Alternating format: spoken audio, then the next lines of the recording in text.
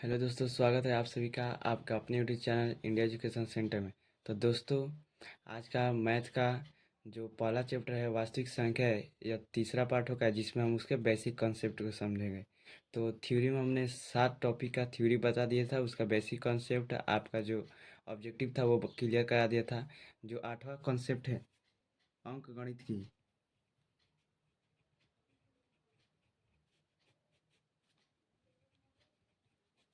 आधारभूत प्रमेय,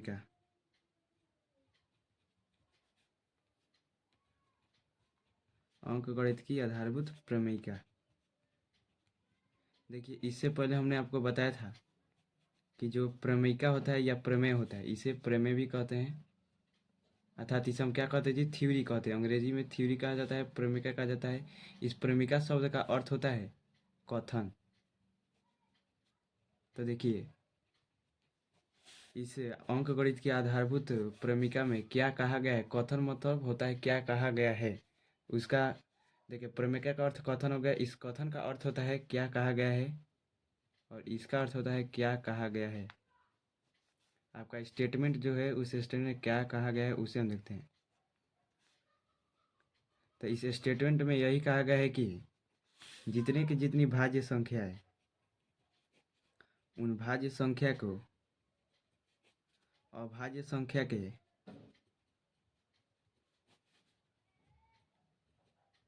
जितनी की जितनी आपकी भाज्य संख्या, वो सभी की सभी संख्या अभाज्य संख्या के गुणनफल के बराबर होती है।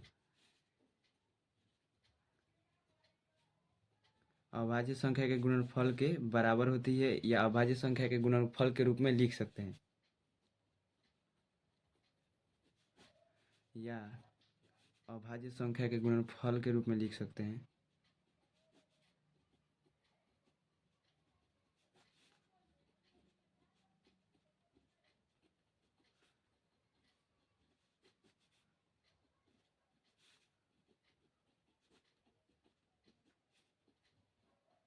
ठीक है, तो ये हो गया।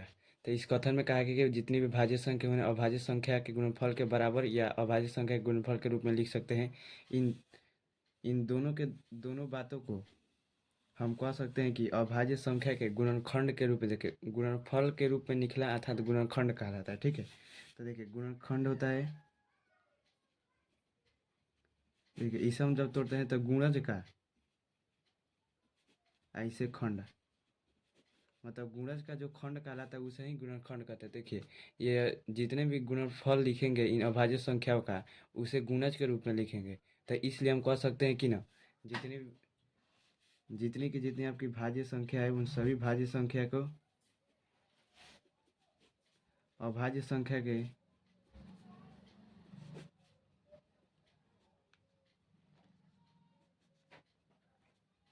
गुणनफल अर्थात गुणनखंड के रूप में लिख सकते हैं। गुणनफल अर्थात गुणनखंड के रूप में लिख सकते हैं। ठीक है, तो अब एग्जाम्पल लेकर देखते हैं। आपकी भाज्य संख्या किससे स्टार्ट होती है, 4 से 6, फिर डॉट डॉट डॉट 8 हो जाती है। इस संख्या 4 को लिखते हैं अभाज्य संख्या के गुणनफल के रूप में। तो देखिए, अभाज्य गुणनखंड निकालने के लिए सबसे विधि होता है, पहले 4 को लिखेंगे, 4 को इस प्रकार से कर देंगे। उसके बाद सबसे छोटा पहले होता है, सबसे छोटा अभाज्य संख्या से भाग देंगे, पूरा पूरा भाग लग जाए। और उस संख्या से नहीं लगेगा, मान के चलिए सबसे छोटा अभाज्य गुणनखंड अभाज्य संख्या आपका 2 होता है, उसके बाद 3 होता है, उसके बाद आपका 5 होता है, डॉट डॉट इनफाइनाइट। तो सबसे पहले 2 से देंगे भाग। अगर 2 से इसमें पूरा पूरा भाग नहीं लगेगा तो 3 से देंगे। उसके 3 से भी नहीं लगेगा तो 5 से देंगे, मतलब क्रम वाइज सबसे छोटा पहले। तो सबसे छोटा 2 से, 2 से 4 में पूरा पूरा भाग लग जाएगा, इसलिए हम 2 से पहले। तो देखिए 2 दूनी का 4 हो जाएगा। फिर उसके बाद 2 में 2 से भाग लग जाए तो 2 से हम सबसे पहले भाग देंगे इसमें। तो ये हो गया। तो सबसे पहले 4 को किस किस रूप में लिख सकते हैं, तो अभाज्य गुणनखंड का 2 गुने 1। तो यह हमारा हो गया 4 का अभाज्य गुणनखंड, अभाज्य संख्या गुणनखंड या अभाज्य गुणनखंड कहते हैं इस प्रकार से। तो देखिए, अभाज्य गुणनखंड किस प्रकार से भाज्य संख्या का निकाला जाता है वो हो गया। एक है, इसमें बात आता है कि मान के चलिए ये आपका 4 हो गया। उसी तरह से अगर इस संख्या के बाद और कोई भाज्य संख्या हम ले लेते हैं, जैसे में हम ले लेते हैं आपका 10, 10 संख्या ले लिए। इस 10 संख्या को अभाज्य संख्या का गुणनखंड निकालेंगे, अर्थात अभाज्य गुणनखंड करेंगे। तो सबसे पहले 10 को सबसे छोटा 2 से इसमें पूरा पूरा भाग लगता है, तो 2 से 2 5 10 में। उसका 5 देखिए 2 में 5 से पूरा पूरा भाग नहीं लगेगा, इसलिए 3 में से भी नहीं लगेगा, तो देखिए 5 रहता है, तो 5 इना कि 2 से इसमें भाग देकर शेषफल के रूप में इसे पूरा पूरा कटना चाहिए। तो 5 यहाँ पर लिखेंगे, 5 एकम 5, तो 10 का जो हो गया अभाज्य गुणनखंड कितना हुआ जी आपका, 2 गुने 5 गुने 1। तो देखिए अभाज्य गुणनखंड किस प्रकार से निकालते हैं, यह हो गया। ठीक है, अब हमारा जो नवा टॉपिक है, इस नवा टॉपिक है एचसीएफ को पढ़ेंगे। तो देखिए यह एचसीएफ क्या होता है। एचसीएफ का फुल फॉर्म होता है हाईएस्ट कॉमन फैक्टर। देखिए इस एचसीएफ को कहा जाता है लॉसा, हिंदी में लघुत्तम समाप्यता। ठीक है, इसे अंग्रेजी में हाईएस्ट कॉमन फैक्टर कहते हैं। देखिए फैक्टर में सबसे क्या होगा जी, हाईएस्ट होगा, अर्थात फैक्टर का हिंदी होता है गुणनखंड। गुणनखंड होता है, कॉमन मतलब होता है, कॉमन मतलब दोनों में आपका कौन मिल रहा है, ठीक है, कॉमन हो गया। और उसका हाईएस्ट मतलब अधिकतम। तो देखिए ये हो गया एचसीएफ का फुल फॉर्म। एचसीएफ का मतलब, इस एचसीएफ का परिभाषा होता है, इस परिभाषा देखिए, वह बड़ी से बड़ी संख्या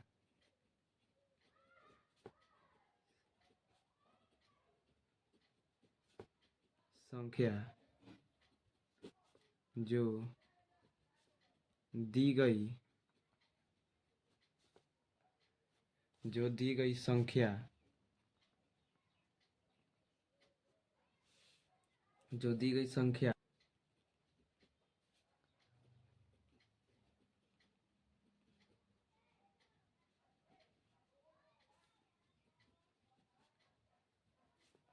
उसे एचसीएफ कहते हैं।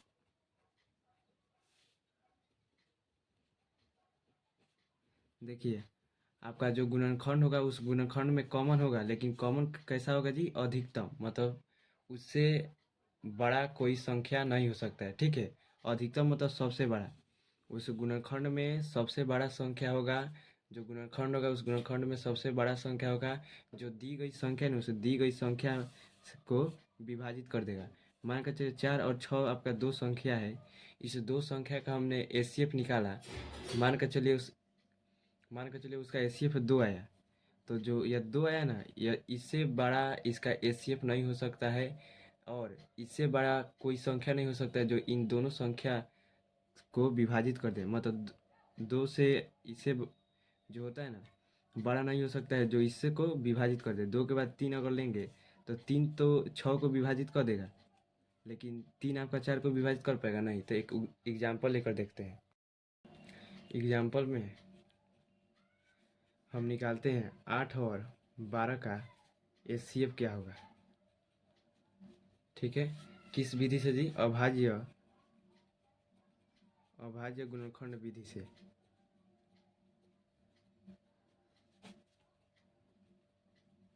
तो देखिए सबसे पहले अभाज्य गुणनखंड इन दोनों संख्या का निकालेंगे, 8 का निकालेंगे, उसके बाद 12 का निकालेंगे। तो सबसे पहले इधर हम 8 का निकाल लेते हैं, उसके बाद 12 का। 8 का निकालेंगे तो सबसे छोटा अभाज्य संख्या से इसमें भाग देंगे, जिससे यह पूरा पूरा भाग लग जाए।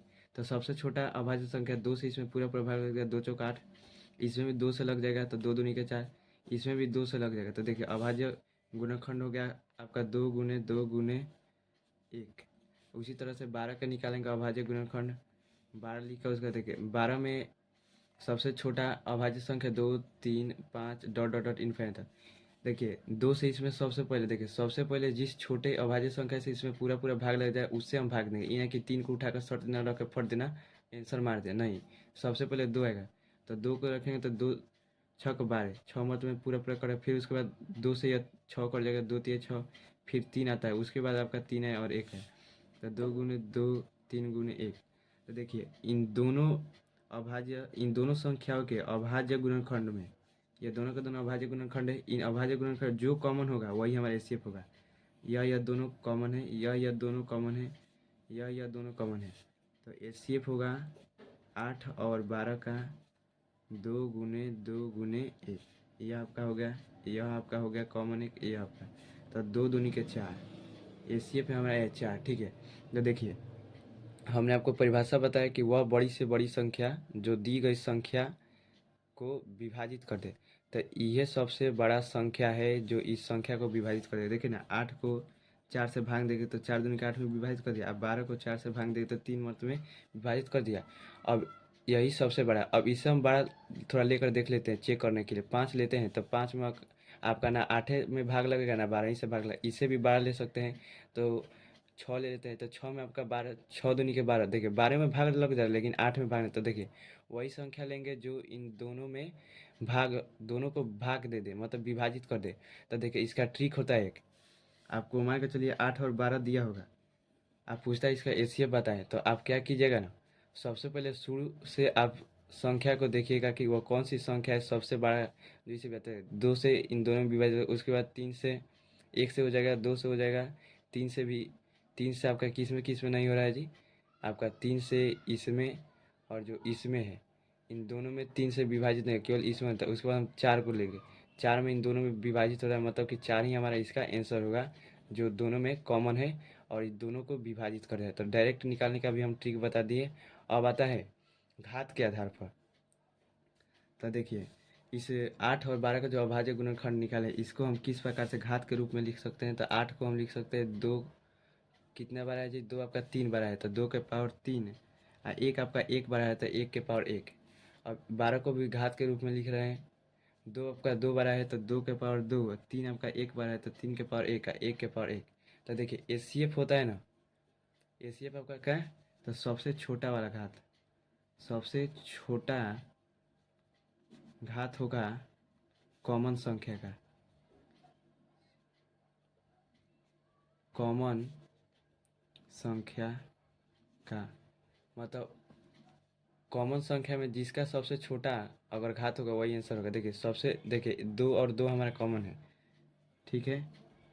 तो इस 2 और 2 में सबसे छोटा घात 2 के पावर 2 है और इसमें 2 के पावर 3 है, तो हमारा एचसीएफ क्या होगा जी, 2 के पावर 2 होगा, ठीक है। तो कॉमन वाले संख्या में जिसका घात सबसे कम होगा उसको हम एचसीएफ कहते हैं। तो एचसीएफ हमारा होगा 8 और 12 का 2 के पावर 2, इसे 2 गुने 2 लिख सकते हैं, 2 दूनी के 4 हमारा आंसर हो गया, ठीक है। 2 गुने 2, इसे 2 के पावर है तो 2 गुने 2, इस प्रकार से हम 2 दूनी के 4 आंसर हो गया।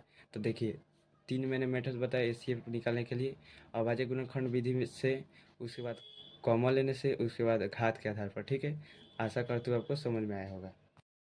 अब जो हमारा 10 नंबर टॉपिक है, इस 10 नंबर टॉपिक का नाम है एलसीएम। इसके हम बेसिक कॉन्सेप्ट को समझते हैं। तो सबसे पहले एलसीएम का फुल फॉर्म, एलसीएम का होता है लिस्ट।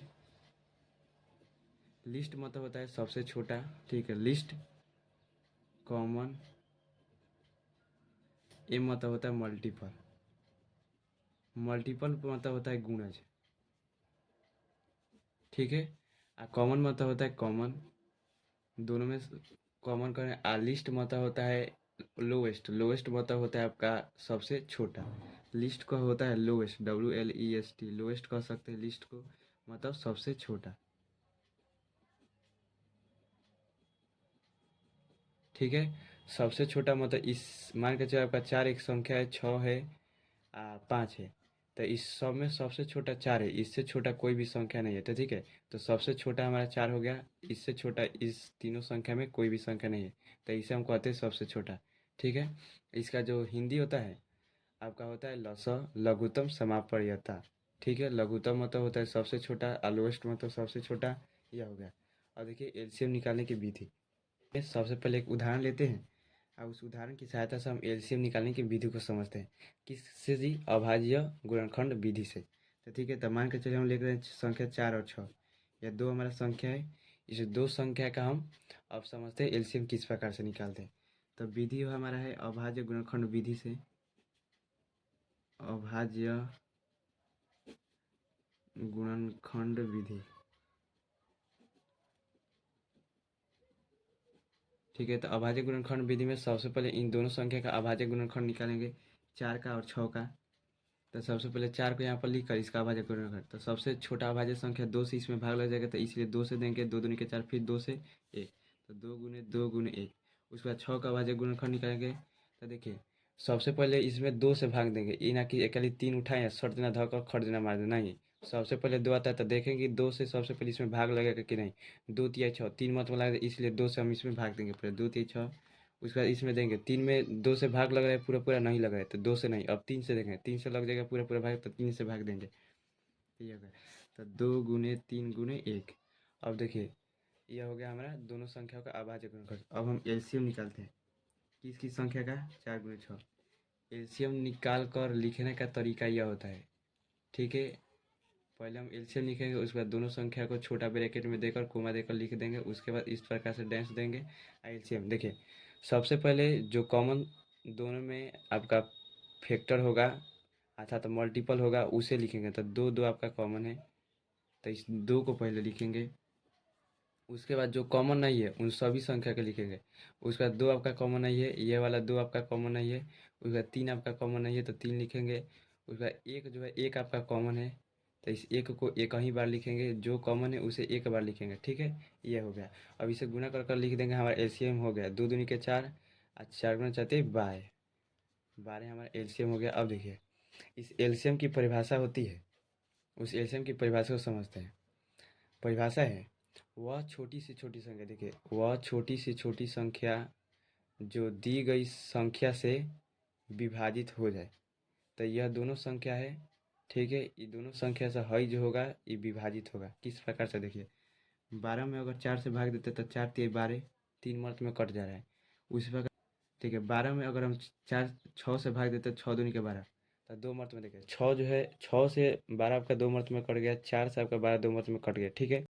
वह छोटी से छोटी संख्या, यह हमारा 12 जो है सबसे छोटा संख्या है जो दी गई संख्या से, यह 12 जो है ना इस दी गई संख्या से विभाजित हो गया। देखिए वही लिखे 12 जो है हमारा 4 से विभाजित हो गया, 12 जो हमारा 6 से भी विभाजित हो गया, 3 मर्त में यह विभाजित हो या 2 मर्त में, ठीक है। अब इससे हम छोटा संख्या लेंगे ना तो वो इन दोनों से विभाजित नहीं होगा।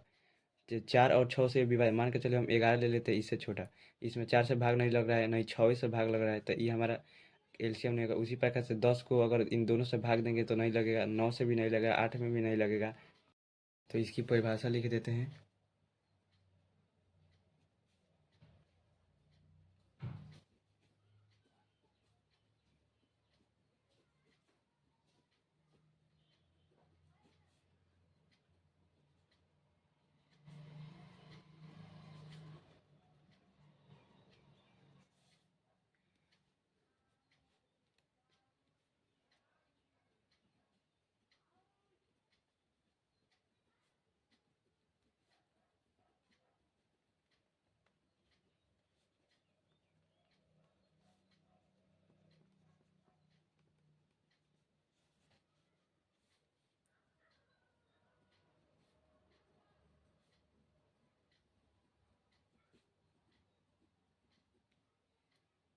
अब हम एचसीएफ और एलसीएम का ट्रिक बताएंगे, ऑब्जेक्टिव में ट्रिक के माध्यम से आप उसे बना दीजिएगा। तो मान के चले हम एग्जाम्पल में एक संख्या ले रहे हैं 4 और 6, इसका हम एचसीएफ निकालेंगे ट्रिक के माध्यम से और एलसीएम निकालेंगे। उससे पहले हमने आपको एलसीएम पढ़ाया था, उसमें आप घात के आधार पर देखिए, हमने आपका निकाला था 4 एक संख्या था, एक आपका 12 था। इसका आपका एलसीएम जो आया था कितना आया था जी, आपका 12 आया था।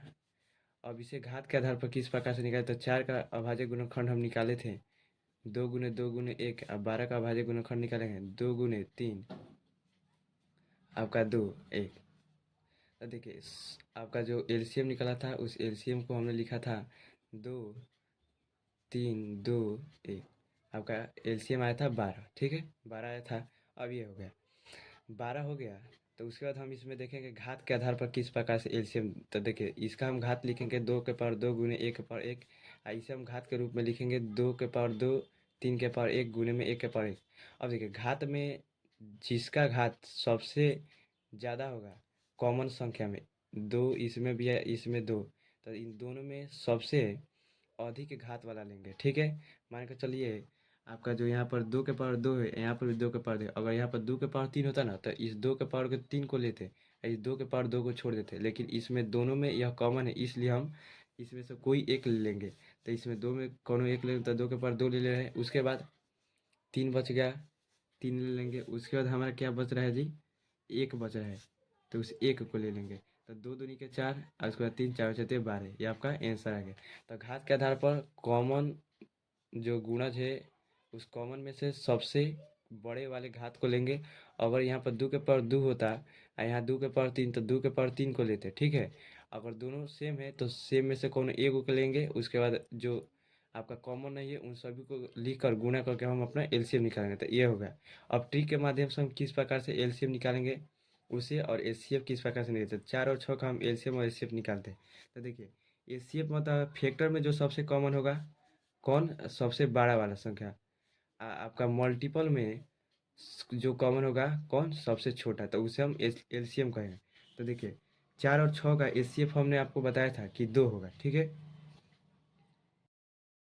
ट्रिक में आपका फैक्टर में जो कॉमन होगा और सबसे हाईएस्ट होगा उसे हम कह देंगे एचसीएफ। तो इसका दोनों का हम फैक्टर निकालेंगे 4 और 6 का।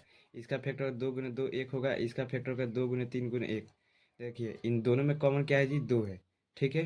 तो इस दोनों में कॉमन आपका 2 है और सबसे हाईएस्ट है, मतलब इससे बड़ा अब कोई भी नहीं है, ठीक है। एक से बड़ा आपका, देखिए एक से बड़ा 2 है और 2 से बड़ा कॉमन में कोनो नहीं है, ठीक है। तो आपका 2 क्या हो जाएगा जी, एचसीएफ होगा। एलसीएम आपका मल्टीपल में कॉमन होगा और सबसे छोटा होगा, तो इसका मल्टीपल निकालेंगे, ठीक है। तो मल्टीपल मतलब होता है आपका गुणज, गुणज के मतलब पहाड़ है, ठीक है। तो 4 के पहाड़ है ना, लिख देंगे। अच्छा आपको 4 का पहाड़ है तो याद ही होगा।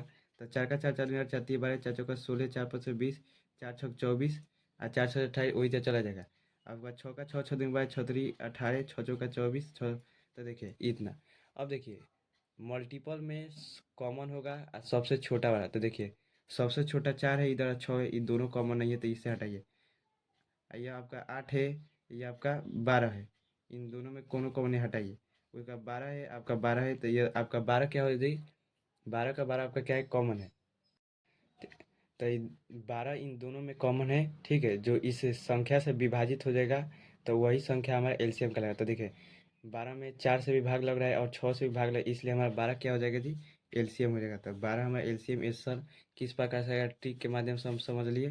तो ये आपका हो गया ट्रिक के माध्यम से। देखिए अभाज्य गुणनखंड के माध्यम से, ट्रिक के माध्यम से, दूसरा का घात के, तीसरा का घात के माध्यम से हम आपको बता दिए। उदाहरण करते हैं 8 और 12 का, ट्रिक के माध्यम से एचसीएफ और दूसरा हम एलसीएम निकालेंगे। तो देखिए एचसीएफ में फैक्टर में जो कॉमन होगा सबसे हाईएस्ट होगा। तो सबसे पहले 8 का हम फैक्टर निकालेंगे, तो 2 गुने 2 गुने 2, ये हो गया आपका। अब 12 का हो जाएगा आपका फैक्टर 2 गुने 2 गुने 3 गुने 1। तो देखिए फैक्टर में कॉमन होगा सबसे हाईएस्ट होगा, मतलब इससे बड़ा कोई नहीं होगा। तो देखिए फैक्टर में आपका एक यह है कॉमन, एक यह है कॉमन, एक यह है कॉमन, तो 2 गुने 1, तो 2 दूनी के 4, यह होगा आंसर हो गया एचसीएफ, ठीक है। एलसीएम में मल्टीपल में कॉमन होगा सबसे छोटा का, तो 8 के पारा पारा पढ़ेंगे, 8 का 8 8 दूनी के 16 8 3 के 24 12 के 12 12 दूनी 24 12 3 36। देखिए दोनों में कॉमन नहीं है, ई में कॉमन नहीं है, इसमें भी आपका कॉमन नहीं है, इसमें भी आपका कॉमन नहीं है। 24 का 24 आपका सबसे मल्टीपल में सबसे छोटा है, कॉमन है आपका 24, तो 24 हमारा एलसीएम हो गया। आप निकाल कर चेक कर लीजिए। चेक करने के लिए इसी से अभाज्य गुणनखंड विधि से चेक कर ले रहे हैं, एलसीएम निकाल रहे हैं।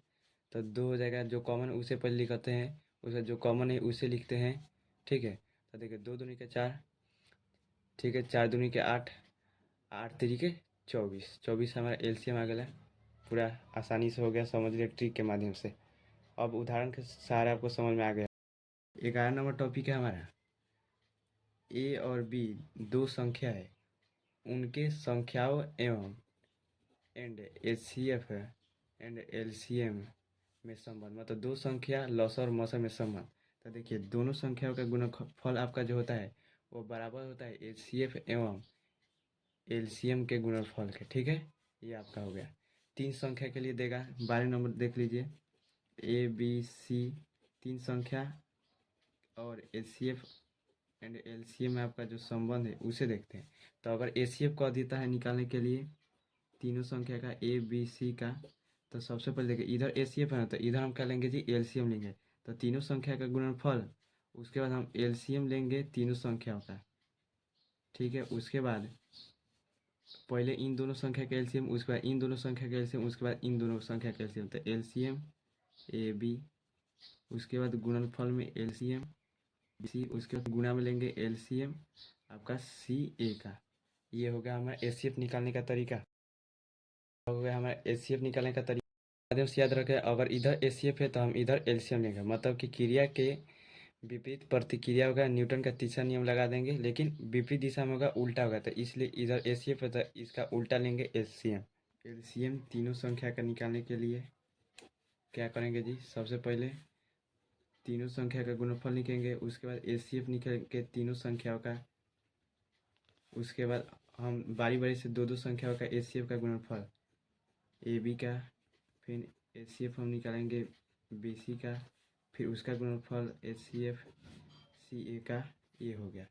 तो आशा करता हूँ कि आपको जितना मैंने थ्योरी में बेसिक कॉन्सेप्ट आपका जो ट्रिक बताया उन सभी को आपने समझा होगा और आपने सीखा। यदि आपको मेरा वीडियो अच्छा लगे तो प्लीज़ वीडियो को लाइक करें, चैनल को सब्सक्राइब करें और दोस्तों में शेयर करें। तब तक के लिए जय हिंद, जय भारत।